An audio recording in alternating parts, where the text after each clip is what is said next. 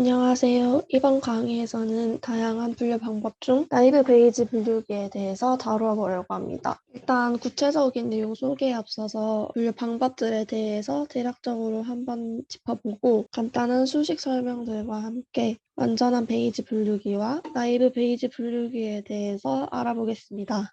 지도학습을 위한 분류 방법들 중에는 정말 다양한 것들이 있지만 지금까지 학습한 방법들에 대해서만 생각해보면 일단 먼저 하나의 분류 방법으로 정말 단순하고 가장 그럴 것 같은 값이었던 예측 변수의 정보를 사용하지 않은 나이브 벤치마크가 있습니다. 여기에 예측 변수인 x들의 정보가 더해져서 더욱 높은 성능을 기대할 수 있는 분류기들도 있었는데요. 바로 앞 강의에서 다루었던 KNN 알고리즘, 그리고 이번에 배울 완전한 베이지 분류기, 나이브 베이지 분류기입니다. 연속형이나 범주형의 변수를 모두 사용할 수 있는 KNN 알고리즘과는 다르게 베이지 분류기는 범주형 예측 변수와 반응 변수만을 다루게 되며 완전한 베이지 분류기가 한계점이 있기 때문에 이런 한계점을 보완하기 위해서 나이브 베이지 분류기를 사용하고 있습니다. 3주차 예측 성능 평가 강의에서 언급했었는데 분류기는 새로운 레코드의 반응 변수 값으로 특정 클래스 C1, C2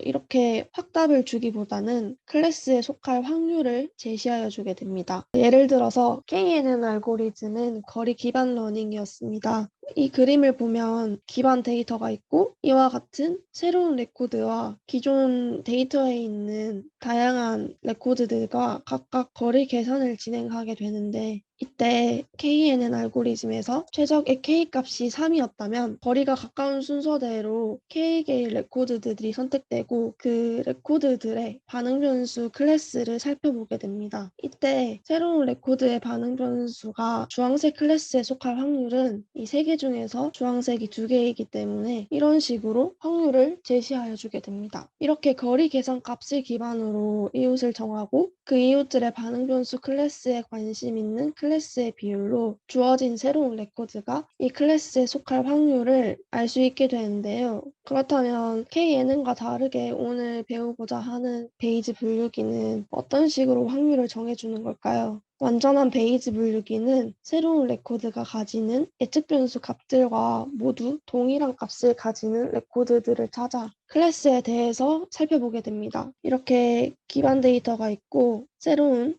레코드가 주어지면 이 레코드들의 예측 변수 값들과 모두 값이 동일한 레코드들을 이 기반 데이터에서 찾고 이렇게 찾아졌다면 그 레코드들의 반응 변수 값을 살펴봐서 이 새로운 레코드의 반응 변수 클래스가 어디에 속할지를 살펴보게 되는 것입니다. 연속형 변수의 이런 방법을 사용한다고 생각하면 빅데이터 속에서 모든 조건을 만족하는 레코드를 찾는 게 사막에서 바늘 찾기와 같기 때문에 베이지 분류기는 예측 변수와 반응 변수 모두 범주형인 경우에만 사용되고 있습니다. 이러한 방식은 오랩 방식과 비슷한데 결국 우리가 베이지 분류기로부터 얻게 되는 새로운 레코드가 특정 클래스 C1에 속할 확률은 다음과 같습니다. 하지만 연속형 변수를 제외하고 범주형 변수에 대해서만 다룬다고 하더라도 예측 변수의 개수가 많아지는 경우에는 모든 조건을 만족시키는 레코드를 찾는 것은 당연히 어렵고 찾는다고 하더라도 아주 적은 수의 레코드들만이 선택되므로 이 레코드들을 가지고 결과값으로 일반화시키기에는 어려움이 있습니다.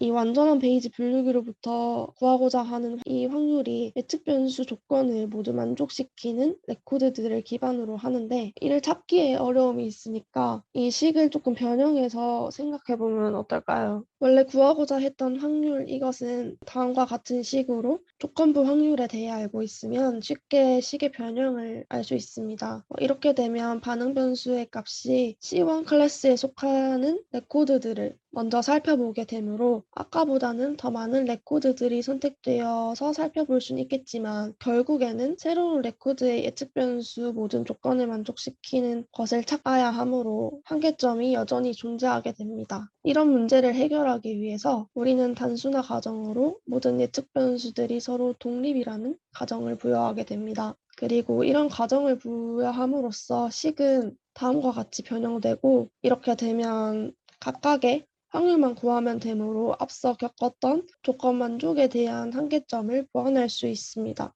완전한 베이지 분류기와 나이브 베이지 분류기의 수식을 비교해서 살펴보면 결국 구하고자 하는 확률은 이렇게 동일하지만 그 확률을 구하는 방법의 차이가 있는 것입니다. 또한 이 수식에서 각각 완전한 베이지 분류기는 예측 변수의 조합들로부터 클래스를 살펴보고 나이브 베이지 분류기의 경우에는 클래스를 먼저 보고 예측 변수의 값들을 살펴보고 있습니다.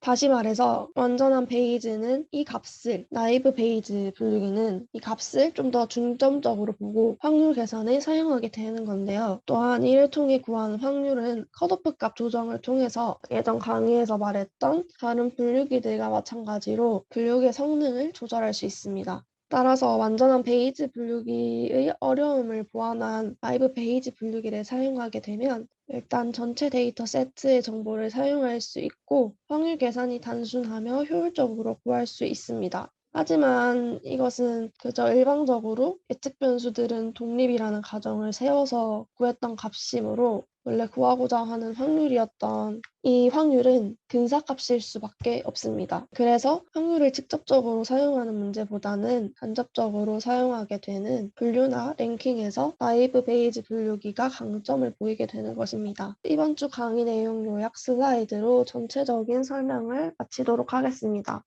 지금부터는 아까 간단히 설명했던 수식 변환에 대해서 이해가 잘 안 가시는 분들만 참고해 주시면 감사하겠습니다. 완전한 베이지이던 나이브 베이지이던 결국 우리가 구하고자 하는 확률값은 이 식이었습니다. 이 식을 수식 변환을 통해서 우리 나이브 베이지 분류기의 확률값을 구하게 되는데 이 수식 변환을 위해서 우리는 베이지 정리나 전 확률 공식을 사용할 수 있습니다. 이 확률은 조건부 확률을 알면 쉽게 다음과 같이 바꿀 수 있고 이때 이 교집합의 값은 이렇게 1번과 2번 두 가지 형태로 나타낼 수 있습니다. 하지만 우리가 이 식을 변형하는 이유 자체가 이 예측 변수의 조합을 찾는 게 어려워서 하는 것이기 때문에 1번을 사용하기보단 2번을 사용해서 수식을 변경하여 보겠습니다.